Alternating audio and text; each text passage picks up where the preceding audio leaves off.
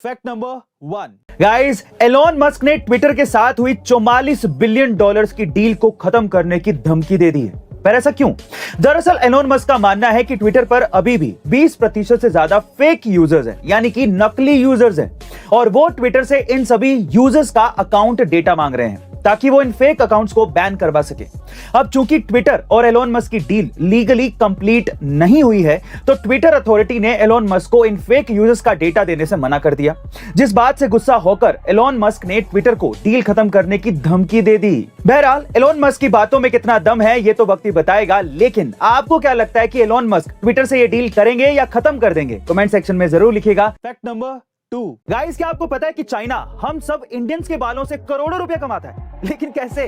दरअसल जब आप अपने बाल कटवाने के लिए बार्बर के पास जाते हैं, तो बार्बर आपके बालों को 2 से 6 हजार रुपए किलो के हिसाब से एक लोकल वेंडर को बेच देता है। अब लोकल वेंडर्स इसे एक बड़ी कंपनी को बेच देते हैं और फिर ये बड़ी कंपनी इसे चाइना को एक्सपोर्ट कर देती है। और इसका सबसे बेस्ट एग्जांपल है तिरुपति बालाजी टेंपल, जहां हर साल काफी सारे भक्त अपने बालों को डोनेट करते हैं और फिर इन बालों को आगे जाकर मंदिर के ट्रस्ट के द्वारा एक कंपनी को ऑक्शन में करीबन 126 करोड़ रुपयों में बेच दिया जाता है। अब जिस भी कंपनी ने इसे खरीदा है, वो इन बालों को चाइना जैसी कंट्री में एक्सपोर्ट करने की सोचती है, क्योंकि चाइना में जाकर इन बालों की कीमत 10 गुना तक हो जाती है, जिससे उस कंपनी को तो फायदा होता ही है। चाइना भी इन बालों से विग बनाकर हर साल करोड़ों रुपए छापता है। गाइस, क्या आप इससे पहले तक ये इंटरेस्टिंग फैक्ट जानते थे? और अगर नहीं तो कमेंट सेक्शन में जरूर लिखिएगा और एक अच्छे कमेंट को हम लोग पिन करेंगे, तो फटाफट से कमेंट।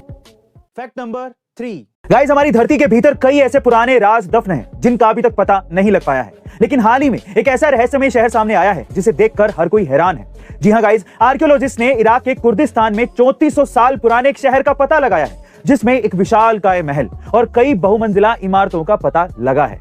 वहीं इस शहर में चीनी मिट्टी के बर्तन और 100 साल से भी ज्यादा पुराने अभिलेखागार भी मिले हैं। और सबसे चौंकाने वाली बात यह है कि शहर में इमारतों की दीवारें मिट्टी की बनी हुई हैं, जो कई सालों तक पानी में डूबी रहने के बावजूद भी बेहद अच्छी स्थिति में है। दरअसल ये शहर 1350 बीसी के दौरान आए एक भूकंप की वजह से पूरी तरह से पानी में डूब गया था, और अब जब इराक में जलवायु परिवर्तन की वजह से ज्यादा गर्मी पड़ी तो यहाँ का पानी सूख गया और ये शहर वहाँ के स्थानीय लोगों को दिखाई देने लगा। बहरहाल इस शहर को आर्कियोलॉजिस्ट टीम ने प्लास्टिक से ढक दिया है, क्योंकि